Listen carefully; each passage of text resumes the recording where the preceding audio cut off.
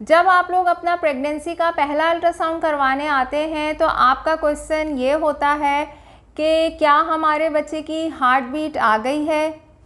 जब आप लोग प्रेगनेंसी में अपना दूसरा अल्ट्रासाउंड करवाने आते हैं तो आपका क्वेश्चन ये होता है कि क्या हमारा बच्चा ठीक तौर पे बन रहा है, खुदा न खास्ता इसमें कोई प्रॉब्लम तो नहीं है। और जब आप अपनी प्रेगनेंसी का थर्ड अल्ट्रासाउंड करवाने आते हैं या आखिरी 3 महीने में कोई अल्ट्रासाउंड करवाने आते हैं तो ज़्यादातर माँओं का क्वेश्चन एक ही होता है, और वो ये कि क्या हमारे बच्चे का वज़न ठीक है, कहीं हमारे बच्चे का वज़न कम तो नहीं, हमारा बच्चा कितने वज़न का पैदा होगा। तो आज हम बहुत डिटेल से डिस्कस करने जा रहे हैं कि बेबी का वेट जो है वो बर्थ के टाइम पे कितना होना चाहिए और अल्ट्रासाउंड पे हम इसे किस तरीके से पहले से फॉलो कर सकते हैं। तो जी हाँ प्यारे दोस्तों, एक टर्म बेबी का डिलीवरी के टाइम पर एवरेज बर्थ वेट जो है वो 2.5 केजी यानी 2500 ग्राम या 5.5 पाउंड होना चाहिए। ठीक है, इसे नोट डाउन कर लीजिएगा। तीनों मैंने आपको डिफरेंट यूनिट्स में जो है बताया है वज़न, और ये वज़न मैं आपको बता रही हूँ टर्म बेबी का। टर्म बेबी का क्या मतलब होता है? टर्म बेबी का मतलब ये होता है कि वो बच्चा जो 37 वीक या इसके बाद पैदा हो और अपनी ड्यू डेट तक किसी भी टाइम पे पैदा हो जाए। ड्यू डेट के बाद जो बच्चे पैदा होते हैं वो पोस्ट डेट होते हैं, आज हम उनको डिस्कस नहीं कर रहे, हम टर्म बेबी की बात कर रहे हैं। एक टर्म बेबी का वेट 2.5 केजी या 2500 ग्राम या 5.5 पाउंड होना चाहिए। अब होता क्या है कि अगर आपके बच्चे का वज़न जो है वो 2.5 केजी से कम आ रहा है बर्थ के टाइम पे, तो हम ऐसे बच्चों को लो बर्थ वेट कहते हैं। लो बर्थ वेट के जो बच्चे होते हैं इनको कभी कभी जो है वो इंक्यूबेटर्स की ज़रूरत पड़ती है और इनको NICUs में रखना पड़ जाता है। इसलिए पूरी प्रेगनेंसी में हमारी, आपकी और आपके गायनी के डॉक्टर की ये कोशिश होती है कि इस तरीके से आपकी प्रेगनेंसी को लेके चला जाए कि जब आपका बेबी डिलीवर हो तो वो गुड बर्थ वेट का हो। अब एक गुड जो है वो बर्थ वेट किसे कहते हैं? ये होता है तकरीबन 3 केजी, यानी 3 केजी का मतलब है 3000 ग्राम्स और 6.6 पाउंड। ठीक है, तो अगर आपके बच्चे का वज़न इतना है तो फिर ये जो है वो अच्छा बच्चे का वज़न कहलाता है और ये टर्म पे होता है। अगर आपका बच्चा टर्म से पहले हो रहा है यानी 37 वीक से पहले पैदा हो रहा है तो अगेन जो प्री टर्म बच्चे होते हैं उनके वज़न भी कम हो जाते हैं। अच्छा, अब जैसे कि मैं आपको बता रही हूँ कि हम पूरी प्रेगनेंसी ये प्लान कर रहे होते हैं कि एक अच्छे वज़न का हेल्दी बच्चा पैदा हो, तो बच्चे का वज़न बढ़ाने का ना कोई डायरेक्टली कोई मेथड नहीं है कि हम जाएं और जाके बच्चे का वज़न बढ़ा दें।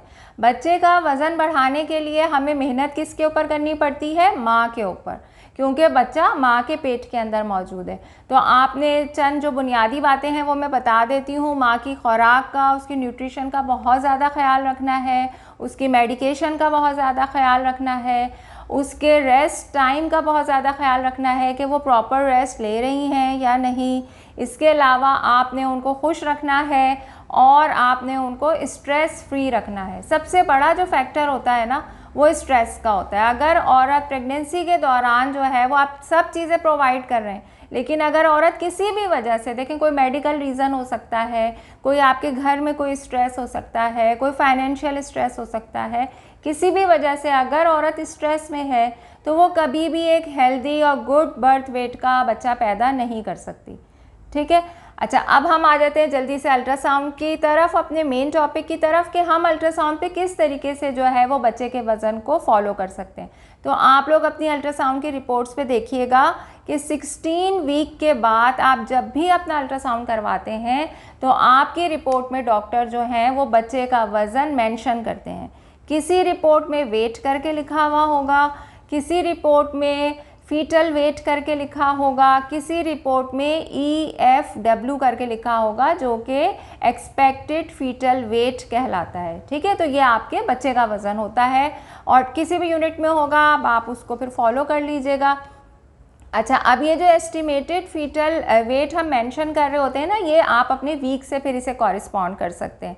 अच्छा, अब मैं आपके साथ जो है वो एक फीटल वेट चार्ट जो है वो शेयर कर रही हूँ। ये चार्ट आप देख लीजिए, इसमें देखें 16 वीक से लेके टर्म तक का जो है वो आपका वेट जो है वो मेंशन है और वीक्स के साथ मेंशन है। इस पे आप देख सकते हैं कि कितने वीक्स पे बच्चे का वज़न कितना होना चाहिए। ठीक है, तो अब ये मैंने आपके लिए बहुत आसानी कर दी कि अब आप इस चार्ट से आराम से फॉलो कर सकते हैं कि 26 वीक पे बच्चे का वज़न कितना होना चाहिए, या 30 वीक्स पे कितना होना चाहिए, या 34 वीक पे कितना होना चाहिए। लेकिन यहाँ पे मेरी आपसे एक गुजारिश है, वो ये कि आपने इस चार्ट को जो है ना वो बहुत पॉजिटिवली यूज़ करना है। देखें, इसमें थोड़ी वेरिएशन होती है। अब अगर फ़र्ज़ करें इसमें लिखा हुआ है कि बच्चे का वज़न जो है, मिसाल मैं आपको दे रही हूँ कि 2200 ग्राम होना चाहिए और आपके बच्चे का वज़न जो है वो 2000 ग्राम आ रहा है, तो आपने बहुत ज़्यादा परेशान नहीं हो जाना है। या थोड़ा सा वज़न फ़र्ज़ करें ज़्यादा आ रहा है, क्योंकि इसमें देखें ये एक एवरेज एस्टिमेटेड वेट है। ठीक है, हर बच्चे का वज़न डिफरेंट होता है, थोड़ी उसमें वेरिएशन होती है। 200 से 300 ग्राम आप प्लस माइनस कर सकते हैं इसे। और इसके अलावा हर बच्चा दूसरे बच्चे से डिफरेंट होता है। इवन एक ही माँ अगर 2 या 3 बच्चे पैदा कर रही है तो वो बच्चे आपस में भी डिफरेंट होते हैं। आप देखें, आपके घर में अगर आपके 2-3 बच्चे हैं ना, तो वो पैदाइश के बाद भी दोनों तीनों की ग्रोथ रेट अलग अलग होगी। कोई बच्चा थोड़ा सा हेल्दी होता है, कोई बच्चा थोड़ा सा वीक होता है। तो इसी तरीके से बच्चे जब माँ के पेट के अंदर होते हैं तो वो भी डिफरेंट तरीके से बिहेव कर रहे होते हैं।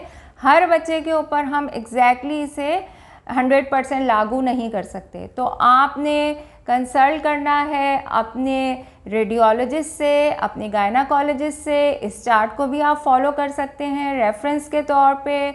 अपना बहुत ख्याल रखना है, तमाम माँओं का बहुत ख्याल रखना है और हेल्दी बेबी जो है वो डिलीवर करना है। जब तक अपना बहुत ख्याल रखिए, मुझे इजाज़त दीजिए। चैनल को सब्सक्राइब ज़रूर करते जाइएगा। अल्लाह हाफ़िज़।